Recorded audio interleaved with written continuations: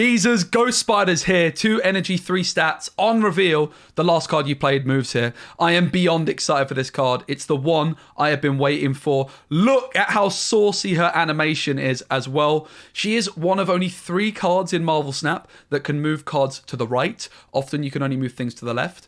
And she is just overall a very powerful card. The question is not how good Ghost-Spiderr is, because she's amazing, but more, how good will movement decks be now Ghost-Spiderr has been added to them? How do I know she's good? Well, in Marvel Snap, you want to be getting around 5 points of value for a 2 energy card. Lizard, for example, if it stays at 5 points, you're very happy with that output. Also, cards like Jeff, which is only a 3-point card, is very, very good because of its utility. While it only plays for 3 points of raw power, it has a lot of utility. And Ghost-Spiderr is pretty much the same. 3 points of raw power with big, big utility. And I think movement, it's finally time for movement to shine. I do think movement is the hardest deck to pilot in Marvel Snap, and I want to show you my favorite builds of the deck and talk through the optimal sequencing. This is, without doubt, the goated movement deck. I have played so much movement, and every time I always come back to this list. There's one card which could get tweaked, and that's this Doctor Strange. Because we've added Ghost-Spiderr into it, I've had to kick Dagger. So I've got one version with Doctor Strange, one version with, instead of Doctor Strange, Dagger, and one version with, instead of Doctor Strange or Dagger, Wave. I think my favorite one is the Dagger version, so we're going to take a look at this one to explain the sequencing and explain why Ghost-Spiderr is so good. Ghost-Spiderr is going to be a pretty bad card to play on turn 2, and Iron Fist is actually very, very similar. Both these cards quite bad at the start of the game, but really good on turns 4, 5. So, in a movement deck, it makes a lot of sense not to play any 4 or 5 energy cost cards. They're just too awkward to sequence. What you really want to be doing with this standard style of movement deck is you want to be developing your movement engines early on and then getting the payoff later on. For example, we want to be getting our Human Torch and our Multiple Man down on the board, and we want to be getting them buffed up with cards like Forge and Hulkbuster. Similarly, we want to get that Kraven down on the board as well. That's why America Chavez is, well, one of the reasons she's ought to include if you're going for the Human Torch Multiple Man style of deck, which I do think is the best style of movement deck, because she's increasing the odds of you drawing all of your combo cards early on. You absolutely could replace America Chavez with Magneto.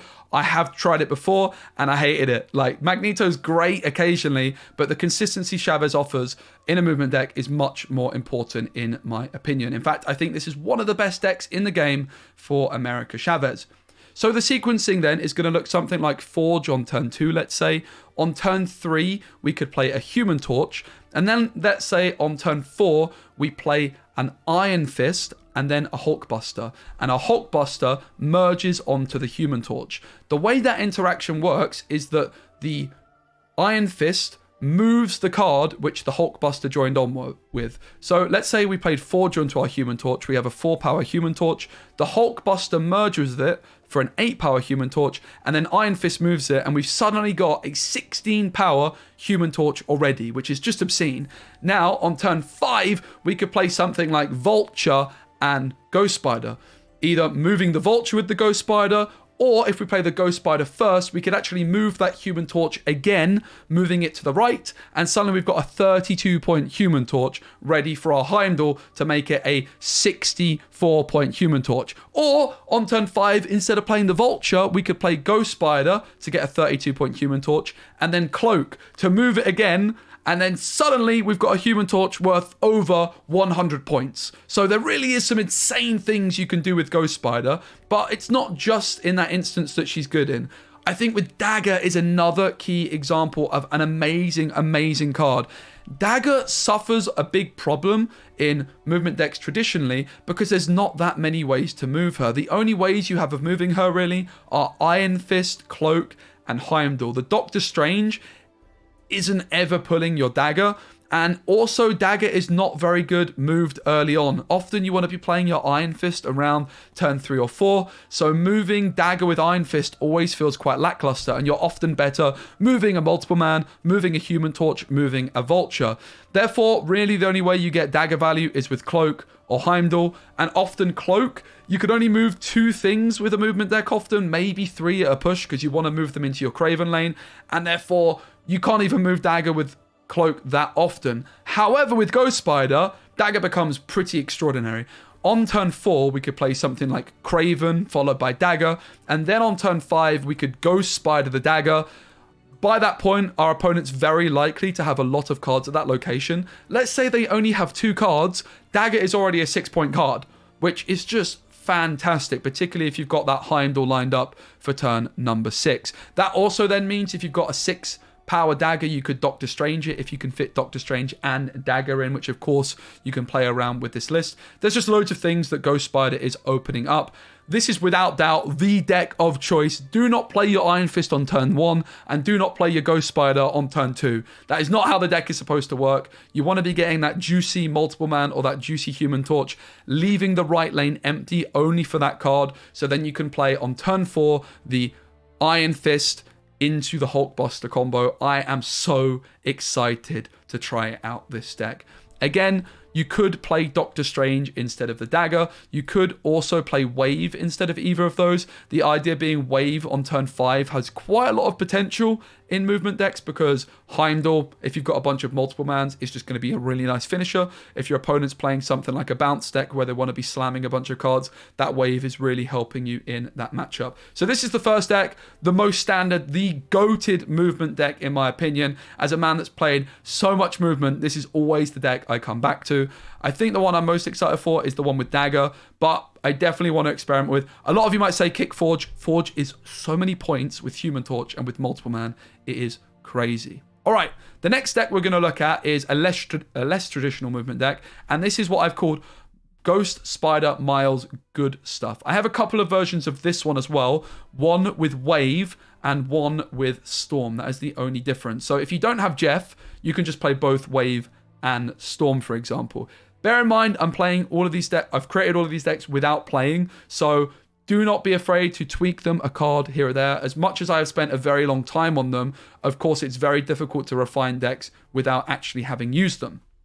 The idea of this one is a package of cards with Angela, Nightcrawler, Jeff, Iron Fist, because your Angela can go crazy, right? You're moving stuff out of her location and then you're able to play more cards.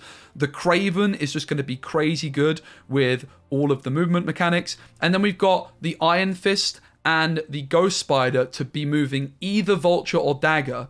We have seen some decks in the past, like I remember Freddy had a deck with Colleen Wing and Swarm, and there was like an Iron Fist and a Vulture there as just a value combo. And it's a really good value combo. Like, Vulture is 8 points off just one move, which is incredible. The big problem is that Iron Fist and Vulture are kind of tied into each other. So if you only draw one, the other is pretty lackluster. However, now with Ghost-Spiderr, you really have more options, right? So I think this 4 cards of Ghost-Spiderr, Vulture, Iron Fist, Dagger is just a really nice combo of 4 cards you can slot in. This one also has Doctor Doom and Magneto as a big finisher. You're not focusing on movement cards like Heimdall, Multiple Man, and Human Torch, but really just going for good value plays. Again, the idea of the Wave here is that you can play Wave on turn 5, and then on turn 6, either a Doom or a Magneto, or with the version with Storm, you lock off the Storm lane, you can move a bunch of cards in there with Iron Fist, with Doctor Doom, you can move your opponent's cards out there with Magneto as well. So Ghost-Spiderr, not going to be quite as extraordinary in this deck, but just allows you to play that package of cards with Vulture, with Iron Fist, and with the Dagger. And of course, Miles, just a really good card in this package as well. Also, Ghost-Spiderr has some Angela synergy, because you can play a card into the Angela lane like Vulture, and then move it away with your Ghost-Spiderr. If I had to pick one, I think I'm more interested in the Wave one, but I would love to find a way of fitting both Storm and Wave. So definitely, if you don't have Jeff, don't panic. You can still play this one. Up next, we have a Silver Surfer Ghost-Spiderr.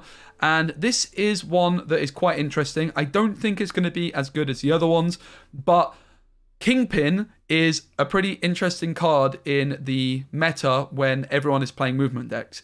And Silver Surfer can absolutely play a Kingpin. A lot of you will know I just love this combo where you have Kingpin into the Storm location, and then you play Juggernaut on turn 6, moving your opponent's cards into that Kingpin flooded lane because they can't fill it up, which means that your Kingpin's going to get value. And it's just a really nice control tool. Killmonger, also a really good control card. Goose, a very good control card.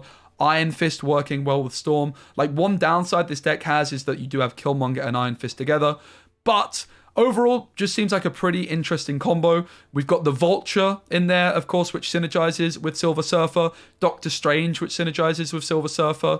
And yeah, just being able to Iron Fist cards into the Storm lane sounds pretty extraordinary. And again, we've got that package with Ghost-Spiderr being able to move either the Vulture or either the Dagger. And we're not playing Sarah because we want to play on turn 5 a 3-cost card and a 5-cost card. So for example, we could play Ghost-Spiderr and Vulture on turn number 5. So pretty excited for this one. Do I think it will be better than standard Silver Surfer? I don't think so, but it remains to be seen.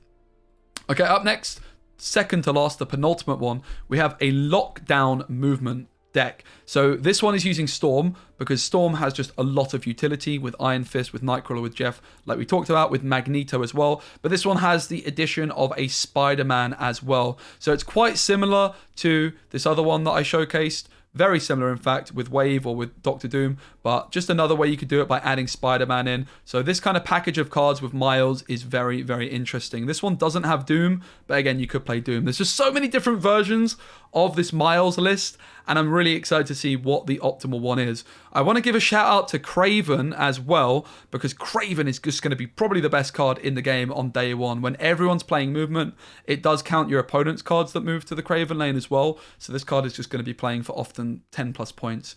Finally, last but not least, well, kind of least, we have a bit of a meme deck. I've called it Human Torch Bounce Copium, because this one is looking to replay Human Torch a bunch and just getting the biggest Human Torch that we can, really. So we have Bast to make the Human Torch a little bit bigger. We have Mysterio and Hitmonkey. We have Beast and Falcon, hopefully picking up the Iron Fist and the Human Torch and then replaying that combo a bunch. But then also now Ghost-Spiderr can move your Human Torch as well. We have Hulkbuster in here also. You might want to add Multiple Man into this one, so we have a couple of extra things to move. And you could also consider playing a Heimdall as well, but Bast plus Heimdall sounds pretty disastrous. I definitely wouldn't recommend this one if you're looking to be super competitive, but if you're looking to have a little bit of fun, this one absolutely could work for you. The other thing that you could add into this list is a Zola, because you can get your Human Torch as big as possible and then Zola it on turn 6. I think that's something I'm absolutely going to be trying out. So Cloak is also a consideration in this one. There's just so many cards you want to fit in, but certainly a meme one. So to summarize, what do I think is the best deck for the wonderful Ghost-Spiderr? Well, I think there's going to be two main versions. I think standard movement, while difficult to pilot, I think is going to be pretty bloody good. And I also think then that some kind of style of deck like this with Miles and just mid-rangey stuff is also going to be pretty powerful. Really excited for Ghost-Spiderr. I will be live streaming as soon as the card releases, which is happening at 4 a.m. my time. So if you guys did enjoy the video and watch this far, please give it a like. Let me know in the comments if there's any other decks you're particularly excited for to try out with Ghost-Spiderr, and if there's anything that you would like me to try out as well. Thank you so much for watching, and I'll see you on the next video. Oh, by the way, if you're looking to counter Ghost-Spiderr, what decks would I recommend? Silver Surfer with Kingpin, absolutely, and also lockdown decks with High Evolutionary. They would be my top two picks. I think that Silver Surfer could struggle against those. Ghost-Spiderr could struggle against those. Professor X in the middle location, for example, is going to be really difficult for movement decks to deal with. Okay, thanks so much for watching. See you soon. Bye-bye.